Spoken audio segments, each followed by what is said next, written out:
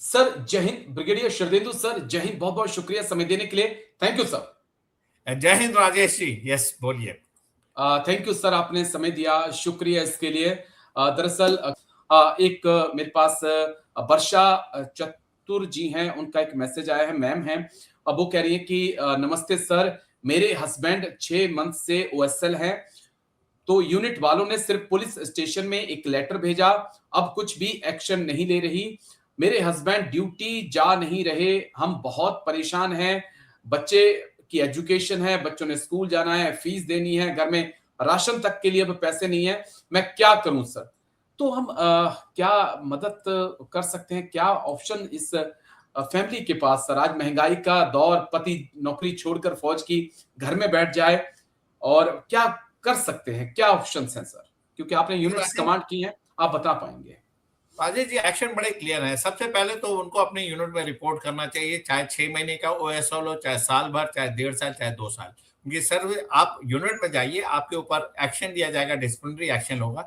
Depending upon आपका case, आपको उसकी सजा या जो चीज है वो मुकर्रर की जाएगी। तो डेफिनेटली एक ऑप्शन तो ये है। अगर आप यूनिट नहीं जाना चाहते, अगर आपको लगता है कि यूनिट में आपको एक्सेप्ट नहीं करेगा, आरपी गेट से अंदर नहीं घुसने, कभी कभी ऐसे इंसिडेंट्स होते हैं कि मत घुसने देना, कोई सिरफिरे अफसर या कोई सिरफिरे देशों ने बोल दिया कि नहीं घुसने देंगे क्योंकि हमें तमाम तरीके की कार्रवाई करनी पड़ेगी। ऐसे इंसिडेंसेस हुए हैं पहले भी।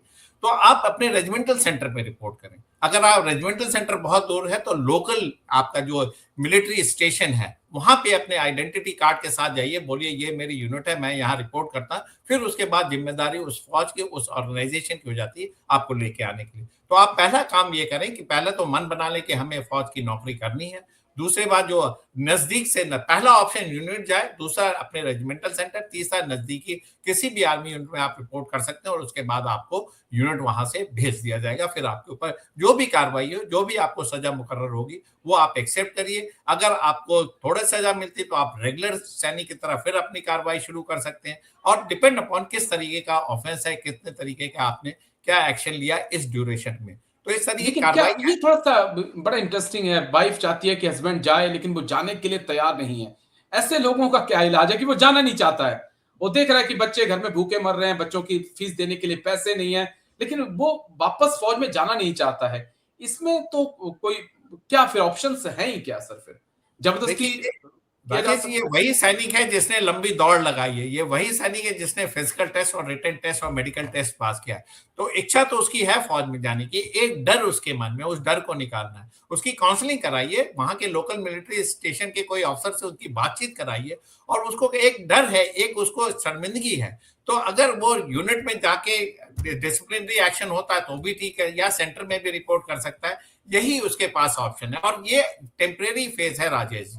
अगर काउंसलिंग करेगा, उसको एक एक तरीके का सहारा मिलेगा कि आपके ऊपर एक्शन होगा, आपको एक्सेप्ट कर लिया जाएगा, तो फिर से वो सोल्जरिंग कर सकता है। और जो परिवार का जो कंसर्न है वो जेन्युइन है। बाहर क्या नौकरी करोगे? सैनिक बनना एक बहुत ही मुश्किल काम है, लेकिन जब आप सैनिक बन जाते हैं तो बहुत सारी सुविधा और एक तरीके का, अलग तरीके का आप गौरव महसूस करते हैं। तो उसकी फैमिली बिल्कुल सही है, थोड़ा काउंसलिंग करें, उसको समझाएं, इस फेज को निकल जाने दे, और फिर वो पुनः सैनिक बन सकता है, ऐसा मेरा मानना है। ओके सर, चलिए, आई होप ये सजेशन उनके काम आएगी। मैंने जल्द से जल्द इस वीडियो को उनको देना है आज।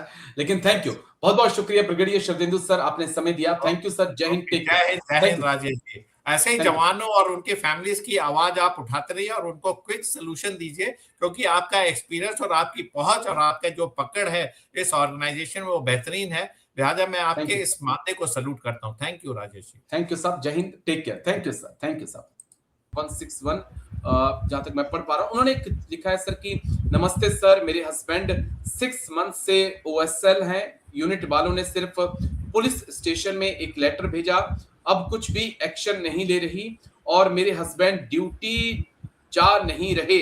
मैं बहुत परेशान हो गई हूं सर, रास्ता बताइए कि जिससे इनको मैं वापस ड्यूटी पर भेज सकूं, इनकी यूनिट इन्हें ले जा सके।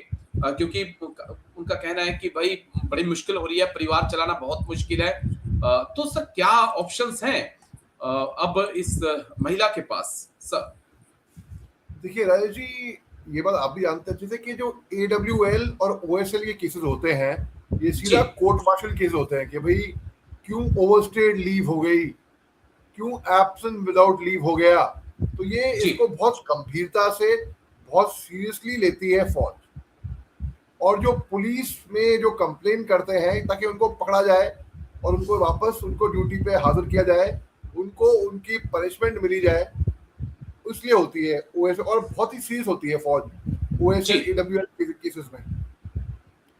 अगर ओएसएल 6 महीने से है और ड्यूटी नहीं जा रहे हैं तो ये बहुत सीरियस बात है ये। और जो जिन मोहतरमा का आपके पास मैसेज आया है, तो उनको क्या किया जाए? उनको अगर यूनिट से ही उनके कोई आ जाए, कोई उनको बुलाने के लिए आ जाओ भाई, गांव आ जाए, जी। और उनको फिर मजबूरन ले जाना पड़ेगा। फिर इट्स बेटर उनको समझा के या अगर आसपास में जो मेरे साहब जो यूनिट्स होती हैं या स्टेशन हेडक्वार्टर्स हैं, क्या वहां जाकर ये महिलाएं जो है कि वहां बात करें, या आबा, क्योंकि अगर कैंट कहीं पर भी ये यूनिट है तो आबा वहां पर मौजूद है, उनकी मदद ली जाए? क्योंकि परिवार चलाना है सर, 6 महीने से हस्बैंड घर में बैठा है, वो तो महिला जान रही होगी ना कि कितना मुश्किल है परिवार चलाना। आज महंगाई का वो दौर है जहां पर चीनी भी 50 रुपए से नीचे नहीं आती है। बात तो आपकी सही है। देखिए, लेकिन आसपास की यूनिट में जाके भी वो कंप्लेन करेगी तो वो, अगर मैं यूनिट में, मैं कमांडिंग ऑफिसर हूँ किसी यूनिट का, मेरे पास ऐसी कंप्लेन आती है, तो आप बताइए, मैं अपने यूनिट में ऑलरेडी इतना सारा काम होता है, इतना सारा उलझने होती हैं, वहां पे उलझा हुआ हूँ। ओके, आई थिंक यस, वो भी कर सकती हैं, शी कैन ट्राई दैट, कोई इशू नहीं है, बिल्कुल ट्राई कर सकती हैं, ट्राई करके देख सकती हैं। लेकिन बेस्ट तो तरीका यही है कि जिस यूनिट से है वो बंदा, उस यूनिट के सीओ साहब से बात की जाए। जी हाँ, इसके गाँव में समझाएं इसको, और इसको वापस लेकर आए, समझा के लेकर आए। बिल्कुल सर, 28 दिन अगर क्वार्टर गार्ड भी हो जाती है तो कोई बात नहीं, हम पिट्ठू झेल के थोड़ा सा वापस अगर नौकरी मिल जाए तो इससे अच्छा कुछ नहीं है। क्योंकि आज वो दौर है जब नौकरियां है ही नहीं, और फौज की नौकरी तो आप भूल ही जाइए। लेकिन चलिए, लेट्स सी। शुक्रिया आपका, आपने समय दिया major Mohammad Ali Shah sir. Thank you sir, जय हिंद, take care. Thank you sir, thank you Rajesh ji, जय हिंद। Thank you.